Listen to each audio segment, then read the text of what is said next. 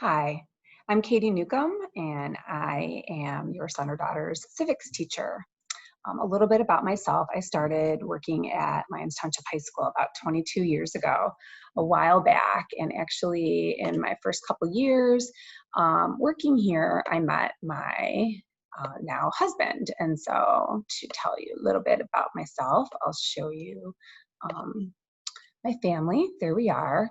I have a junior and a freshman here at LT, and I say this to parents all the time that I really do feel like being a mother. After I taught before I was a mom, and now as a mom, I feel like it's given me this sense of sympathy and empathy toward my students, that I know what they're going through when they're in my class, that I know I have a sense of understanding to reach out and help them. And I hope that you encourage them to reach out to all their teachers, and especially me, if they ever need any assistance.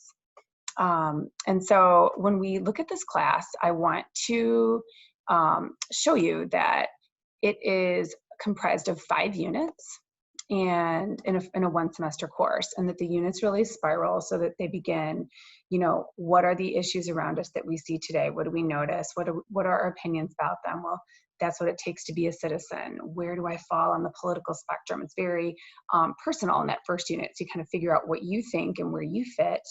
And then we go on to learn about the branches, and then to culminate in a take action project, that ultimate citizenship participation to actually do something for our community, which will obviously look a little bit different in this remote context, but we shall figure it out. I do try hard to really keep them and maintain engagement during our 75-minute and 35-minute Zooms. I let them know what we're doing moment by moment so that they have a sense of how the time is being spent, and always give them a break in the middle of class so that they have that chance to step away.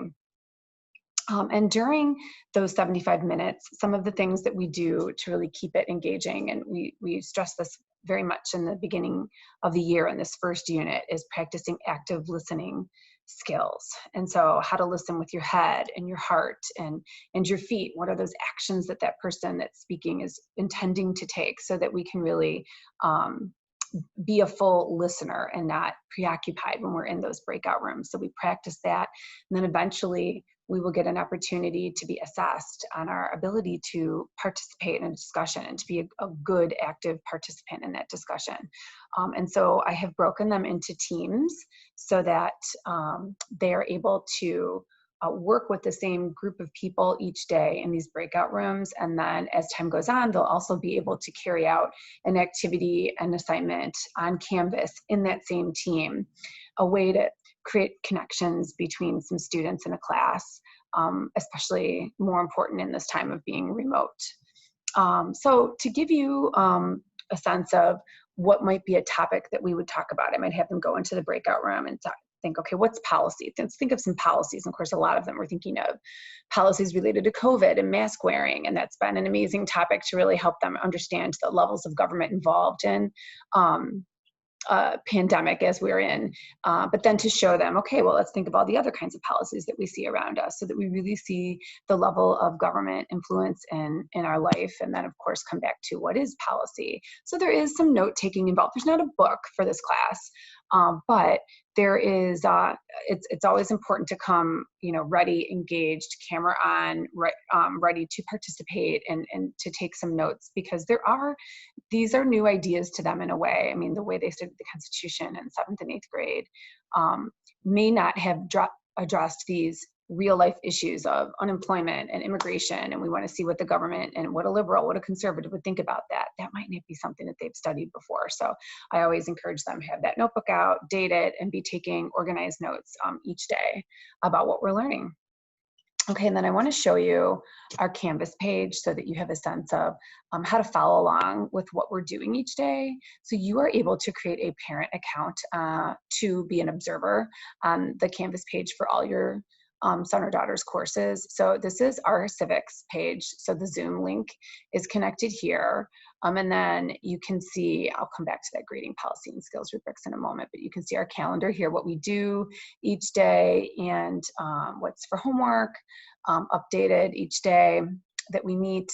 And then I wanted to show you here these skills I alluded to before, the discussion skills. Well, we also have 3 other skills that we will assess each unit. So application skills, can we apply our knowledge to situations? Can we evaluate sources to determine their bias and their legitimacy, their reliability? And can we produce a claim and prove it using evidence and analysis? And then finally, can we not only participate in a discussion, but can we also ask good questions to keep that discussion going? So you will see in every unit formative and summative grades on each of those skills. Okay, so when you see a formative grade, that will be in red when you see that on Infinite Campus. So feel free to reach out to me via email. You can see my email in the corner here. I'm really excited and actually honored in this semester in particular, this moment in history in our country, to be able to teach civics to your sophomores at this time. Thank you very much for watching the video, and I look forward to getting to know your sons and daughters this semester.